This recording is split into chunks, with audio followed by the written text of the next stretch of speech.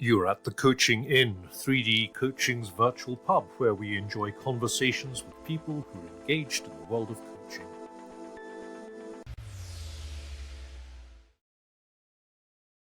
Hello and welcome to this week's edition of the Coaching Inn. I'm your host, Claire Pedrick, and today we're going to have great fun talking about the end of a coaching relationship. First of all, remember to subscribe or follow if you want to receive the podcast every week straight to your device. So welcome, Karen O'Connor and Beatrice Zornek. Before we dive into the question, tell us a little bit about you and your coaching journey. Karen, why don't you start? Okay, I came across coaching way back in 2004 when I was doing a leadership course. I was a senior leader at the BBC and they sent us to Ashridge Business School. And so there was an introduction to the coaching approach back then. But when I left the BBC and became a consultant, I started training to be a coach full time. I've been coaching now for about 10 years. And I really love to see people become happier. And I tend to coach a lot of leaders in a variety of industries, but I also coach in the social sector. Great. And I'm sitting here wanting to go, do you know so-and-so? But we'll keep that for later. Beatrice. Hi. Tell us a bit about you. I'm originally from Romania, where I studied psychology. I wanted to become a therapist, but I was a bit ambitious for a young graduate without any earnings at the time. But that led me to a lifelong passion for psychology and how we function and how we think. And about nearly 7 years ago now, I started my coach training, and I haven't looked back since. I'm a PCC coach and I work with people at key points of transition in their career. So taking on a first leadership role, changing careers, finding more meaning and purpose in their professional lives. Brilliant. Thank you so much. So Karen, you're in our Gold Supervision group and we had that amazing conversation about ending the coaching relationship. And I said to you, come and talk about it on the podcast. Yeah, you did. Because everyone's going, what a great idea. So tell us a bit about your great idea about ending the relationship. Well, it is, now that I think about it, quite self-evident. But as you go through coaching, things that you've written a book about simplification of coaching, Claire, and this is sort of about that the self-knowledge of coaching is in service of moving forward to whatever we want, moving on without the coach. And that's the bit, self-accountability, that I think is a longer process than I used to give time for. Because if you've learned about yourself and you've figured out the things about yourself that show up at certain times with certain triggers, useful stuff like skills or validation, or less useful stuff like lack of confidence or limiting belief, that's very individual, what those triggers are. What presses my buttons isn't what presses yours.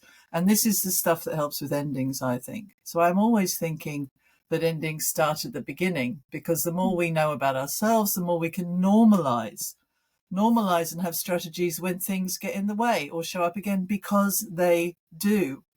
And the big klaxon to me at the end of a session or a series, which didn't used to be such a big klaxon, is when I hear the word just as an action point, as in, I'm just going to put this time in my diary, or I'm just going to climb Mount Everest, because there isn't any just. It's putting all that lovely individual new knowledge about ourselves and being ready for when things that throw us off course crop up again, because they will crop up again. and I think the end of a session is about normalizing those triggers for yourself, but changing the responses. Normalize the triggers, but change the responses. Be ready for it. And there's some interesting research, which I'll tell you about later, which I've been talking to a professor of health in Holland. And she's been looking at the same area, which I think is very useful for coaches. How interesting, because there's something, isn't there, I think, where we accidentally think that the work is what we do together in the sessions.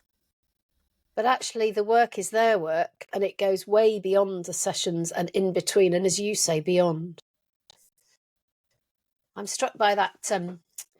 What you're saying reminds me of that piece of T.S. Eliot's Four Quartets, where he said, to make an end is to make a beginning. We shall not cease from exploration, and the end of our exploring will be to arrive where we started and know the place for the first time. Mm-hmm. That's what happens as they go, isn't it? Beatrice, you're smiling. I feel like you're an encyclopedia of beautiful quotes. No, I just only the ones I can remember. But I really like what you were sharing, Karen, and I was actually, something you said struck a chord. What you were saying about endings start at the beginning, and I think you're right, it is self-evident, but it's actually something I've been reflecting on more recently, because, and I feel I'm arriving to this podcast more as a learner and as a curious person than an expert, which feels a little bit vulnerable as a supervisor myself. So you were saying about endings starting at the beginning, and I feel that as someone who works in an open-ended way rather than in a program. So I don't have a fixed program, and I used to. So I have a comparison, and I know that when you have a fixed program, it's much easier to have strong endings because there is a container for a set amount of time. Now, I've changed the way I work to a session-by-session basis, which for me feels very, very powerful, because I feel that the person is there every time because they want to be, rather than because they've, paid in advance for a program. But then the question is, when there isn't a fixed ending and there isn't a clear container, how do you talk about endings, and how do you end in a strong way? So this is why what you were saying about beginning with endings in mind, like thinking about endings along the way rather than just at the end. So I'd love to hear your thoughts around that. What does it mean to end strong? And also, what is our responsibility as coaches as part of the ending process? Is that already part of the contracting stage, or at what point do we have that conversation about endings? Great I question. think for me, I've come to the same space as you, in that I don't really believe in a structured set of coaching. I mean, if a client wants that, that's fine, and it's a useful place to start as a process. Mm-hmm. But in reality, whatever is most important at the time is most important at the time, isn't it? Mm-hmm. And as I said at the beginning, to me, and like you, I'm constantly, learning. So I'm vulnerable in this space too. What is in service of them? And in service of them at the beginning, which I often say is, I don't know anything. I am here to be a partner to you.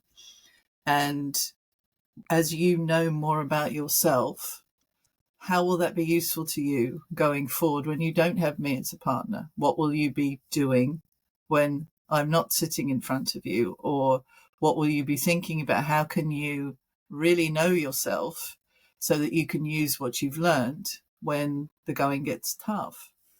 Mm-hmm. I mean, Claire mentioned a quote. I've got a quote from Marshall Goldsmith, who wrote The Earned Life, and he was a coach, and he wrote, piece of advice I give to all my coaching clients is, I'm not sure what crisis will appear, but I'm almost positive that some crisis will appear. So plan for distractions and assume that crazy is the new normal, because you'll probably be close to the reality that awaits. So that expectation in relationship building, that there isn't a nice, neat package and you just write, I just need to put in my diary at the end of it. It's work on you, and it's very individual. As you're talking, it makes me think about the concept of whether we accidentally end a session expecting the coming back rather than ending a session with a bit of not knowing that puts more responsibility onto the other person. Because we've always done a lot of single session coaching, and those people may come back, they may not. Some of them come back often, as you say, Beatrice. Some of them don't come back often. So for me, there's something about always ending with an ending. In that, not expecting that there's going to be a comeback, although there might be. You know, they might come back in a month or 2 months or 3 months or 6 months or a year or 15 years. But not having the coming back as an expectation, because I think we end differently depending on how entangled we are making ourselves be in the working process. Would you give an example of how you would end the session with this mindset? Because I think you're right. I think I do anticipate that there is some continuity to the process, and that might be clearly it is an assumption on my side, and you've just mirrored that for me. So how do you end the session?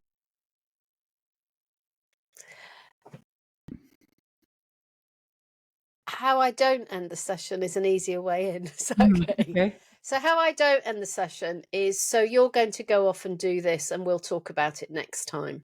Mm-hmm. And I know that's not how you end sessions, but that's one way of ending a session, which is you go away and then bounce back to me, and we'll pick it up.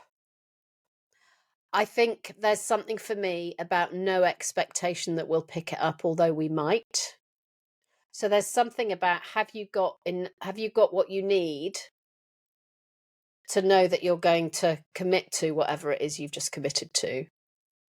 And where are you going to be accountable? So for me, it's always about trying to make sure that the accountability doesn't start with me, although it might. But it's not starting with, so you go away and come back next time and tell me you've done it, isn't the same as, so have you got what you need to go away? And where are you going to be accountable for that?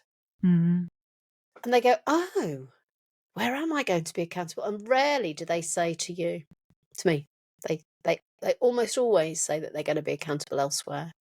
That's a beautiful thing, because that begins the next phase, doesn't it, Karen, where they're not working with me anymore. Can you say a little bit more about, if people don't really understand what being accountable elsewhere means, what that might mean in practice for somebody? So in practice, I probably wouldn't use the accountability word. How are you going to make sure you've done it? Yeah. Who's going to support you? Yeah. Who's going to support you? Who's going to kick you? Who's going to remind you? Whatever works in that conversation for that kind of person, to trust that they've got what they need, and they've got a bit of a support system that's going to help that to happen.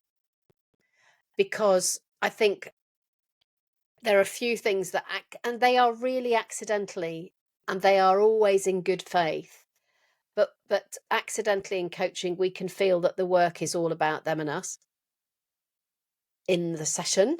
And I think we can always also accidentally think that we're their one and only.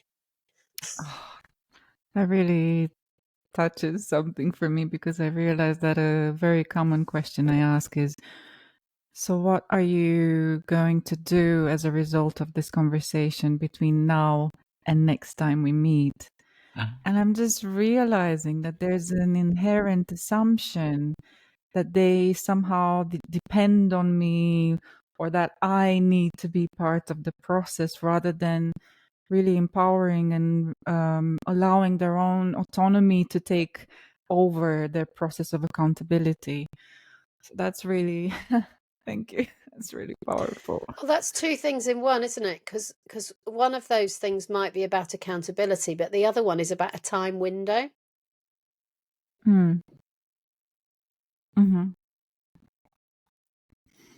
So I encourage you not to go, oh no. Don't have a double oh no, please. because actually using the time window can be a really useful thing, because people are much more likely to take an action when it's got a time definition around it, aren't they? When you say in the next week or between now and next time, that's a nice time boundary. But I think we accidentally do a lot of things. Mm-hmm. Yeah. It was less about the time frame, yeah, and more about me when we meet, and I will be Yeah. there.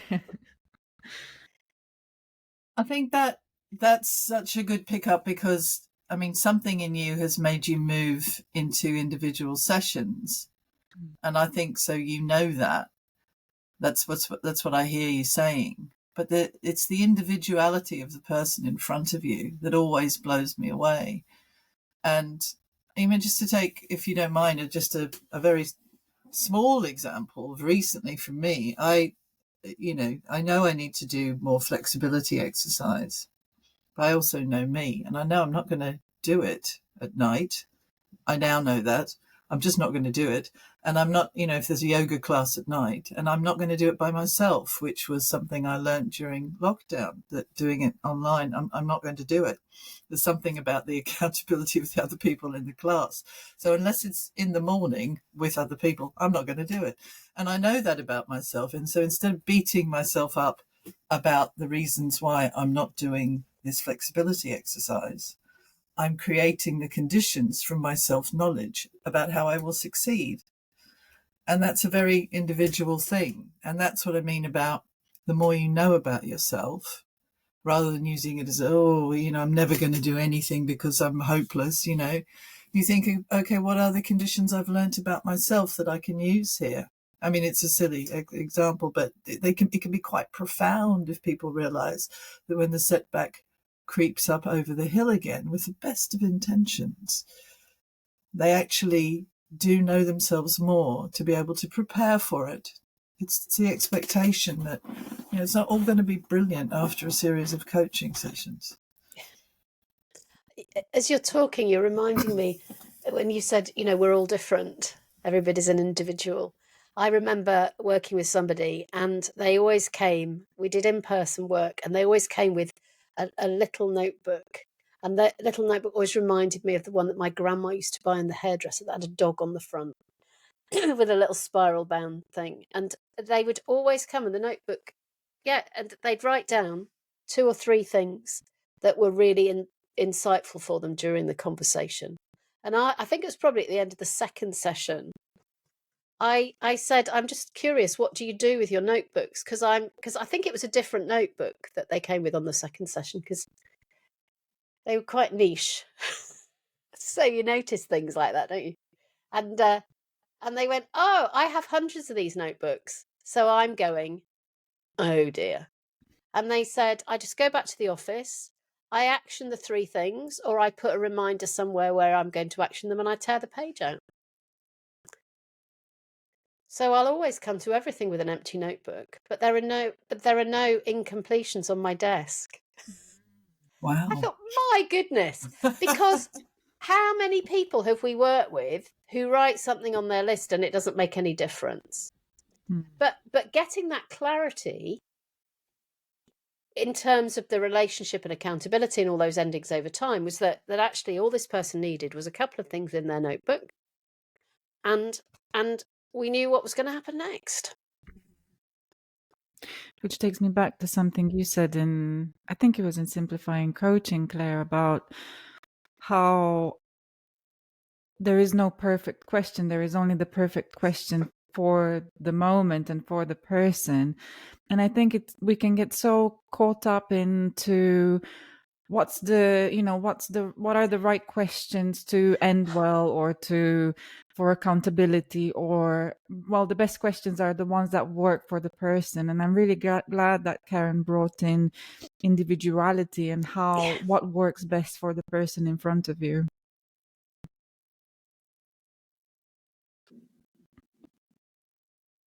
Can I tell you about this research, this professor in Holland I spoke to?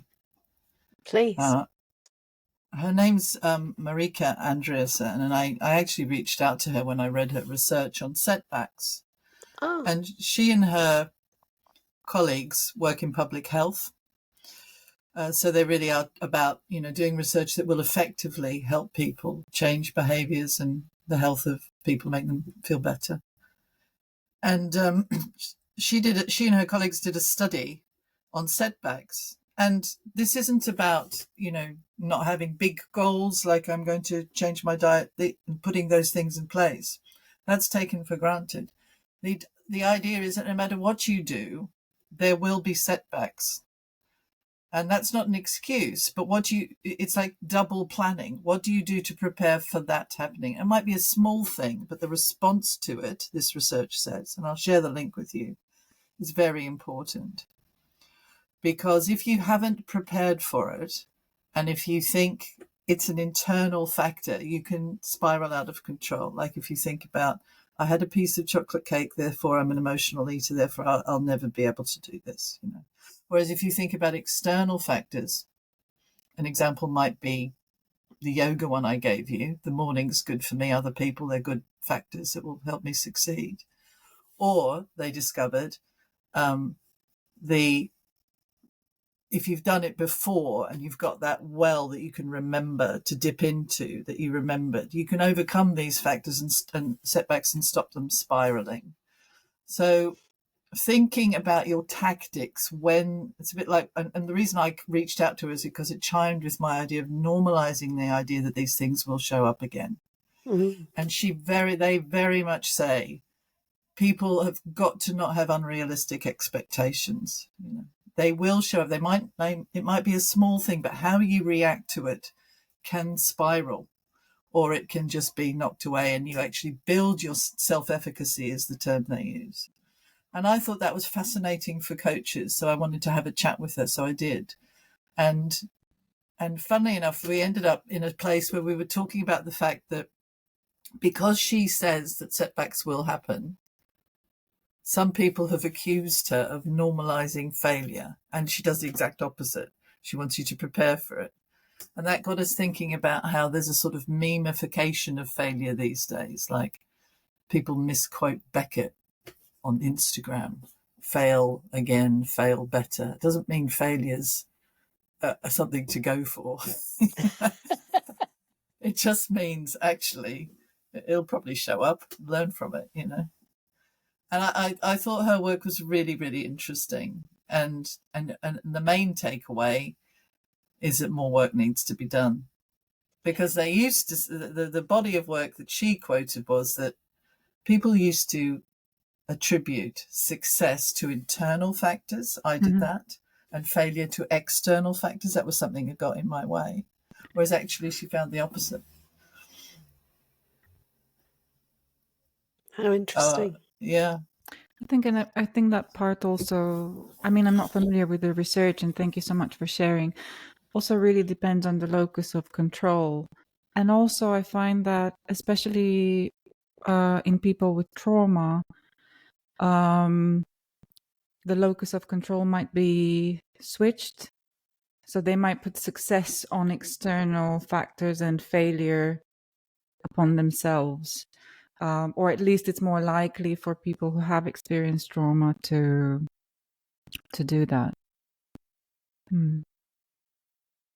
Again, very individual, isn't it? And I think that's such an interesting point about preparing for setbacks. And it made me think about something you were saying earlier, Karen, about we're not showing up with an agenda and what is in service of the client. And that's a question I've been asking myself when it comes to endings. To what extent do I just leave it in the hands of the person? And to what extent do I have a responsibility to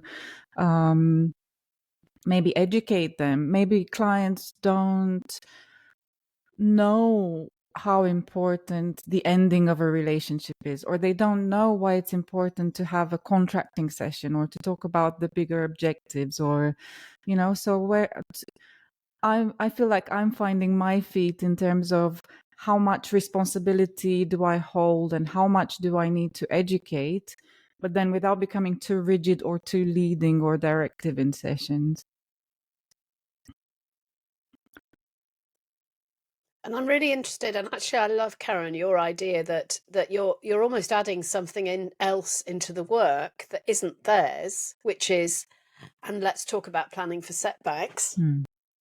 not because you're directing the agenda, but because you're recognizing that the value of today comes from how useful it is in a month, 3 months, a year. So if somebody, for example, comes and one of the things they want to talk about is imposter syndrome, or feeling that they don't they don't have the right to speak in a meeting or something, they're feeling that they don't have the confidence to do that. I don't, I think that I know that some people come to coaching thinking that it's the just thing. All they just have to do is this. But that's going to show up again because, you probably know much more about this than I do, Beatrice. That came from somewhere. It came from how we grew up, or what our parents' voices in our head, or whoever the voices in our head happen to be. It came from somewhere. It's not just going to go away because you have 6 sessions of coaching. And that's what I mean about normalizing the triggers but changing the responses. Yeah. So in that supervision session, I can remember you talking, Karen, about almost using a Stoker's kind of framework really lightly at the end of a conversation, at the end of the relationship, to really be quite robust about the future. Do you remember that conversation? Yeah. I mean, it's about my allergy to the word just as well, because quite often people I've done this in coaching when being coached myself. I sort of throw the coach a bone if they're asking me what I'm going to do. Oh, well, I'm just going to do this every day. Well, no, I'm not. And I'm pleasing the coach, which happens all the time. Yeah. And so just being very attuned to that, and even if it's nothing, but the point is, and when that comes up again, that's a question I frequently ask, and it might be leading, but this normalization of, and so when you encounter that another time, what are you going to draw on in yourself? I mean, we talk about in the Stoker's thing, we talk about endings with, what external or internal resources you're going to use. Not in that language, but what have you learned about yourself that could help the next time this shows up? I have this visualization of an alarm, a smoke alarm going off, which is, how often does a smoke alarm go off in a house and everybody's standing in the street in their pajamas barefoot? That's not what happens actually when there's an alarm. You do investigation. You poke it with a broom, or you check the batteries, or you see if your teenage daughter has yet again burnt some toast. And the idea that these things are alarms in us and they will go off. So let's investigate what's actually happening here and decide what the appropriate action is. Yeah. As you're talking, I keep thinking about preparing for the Camino and all the prep that I did and all the training that I did, and my feet were in tip-top condition and I got the right socks and all of that stuff. But then the most important thing to do was then to go, so what am I going to do when I go blister? And that's another great example, isn't it, of knowing we're going to fall over. What do we do? What do we prepare for now, knowing that there's going to be a falling over? So I'm quite an expert in coping strategy, in foot post-disaster coping strategies. But that's what we do the work for, isn't it? Because actually we're doing the work for the rest of the person's life, not for the 6 sessions or the 3 sessions or the year or whatever it is we're doing. Or the 1 session. Yeah. So what are we noticing coming out of this conversation? I'd like to hear a little bit more, Beatrice, about why you decided to just go for session by session. What was the instinct in you that made you think that was a better service of your thinkers? Oh, good question. That was a few years ago now. I think coaches work better in different ways. And I probably had the fortunate opportunity to have, I think I had maybe 1 or 2 clients in a row who were signed up for a specific time. And I remember feeling a few times with both of them, just feeling this person doesn't really want to be here. And I felt that we weren't doing our best work. And perhaps back then, I did bring these things up, but perhaps I didn't have as many tools or, wisdom to really challenge that and explore that a bit more, especially when, sometimes clients are afraid to say, well, actually, I don't really want to be here, but I paid for it. So I'm going to show up anyway. And then I realized I want to work with people because they want to be there. And I recognized the difference between people who were there because they signed up for a program versus people who were there because they actually wanted to. And I thought I want to do good work because people want to be there, basically. Yeah. But there is probably more I could still do. And this conversation has really made me, left me with some things more things to think about, how we still create a container for the duration of the process, but also how we end each conversation without an expectation that there will be a next time or when the next time might be. So thank you for that. And also what you were saying, Karen, about preparing for setbacks, that was that's really powerful. And I feel that's another piece of sort of education that people don't think about, but we as coaches, we know that these things are bound to happen. So then we can support our clients to be aware and be prepared for things that will come up along the way.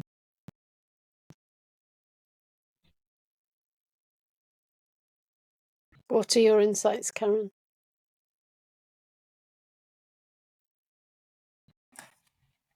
Everyone's different. I was struck by what Beatrice said about control being different when there's been a trauma. The researchers think about that as well. Different individuals sort of self-blame very much more quickly if something else has happened, versus. But, that self-efficacy, the argument goes, can be really greatly improved if you remember when you overcame a setback in the past. And that's the research outcome too. That, reminding yourself that you've done this before, like you on the Camino, Claire. I know I've had a blister and fallen down, so I know this isn't going to mean I have to give up, Yeah. So all conversations are useful because, as I started off by saying, I don't know anything, don't know anything about you. You know everything about you. Yeah. So you're going to share that research so we can put it in the show notes? Yes, I told her I was going to do that, so I'll do that. Thank you. Yeah. Thank you. Well, what an absolute delight to talk to you, Karen O'Connor, and you, Beatrice Zornek, today. Thank you for everything you've brought. Thank you. And thank you, everyone, for listening. We'll be back next week. Bye-bye. If you've enjoyed what you've heard today, we'd love you to share the podcast with a friend or leave a comment on social media. And if you'd like to become a regular at the Coaching Inn, you can subscribe on Podbean and all major podcast channels. We look forward to welcoming you next time. You've been listening to The Coaching Inn, 3D Coaching's virtual pub. For more information, check out 3dcoaching.com.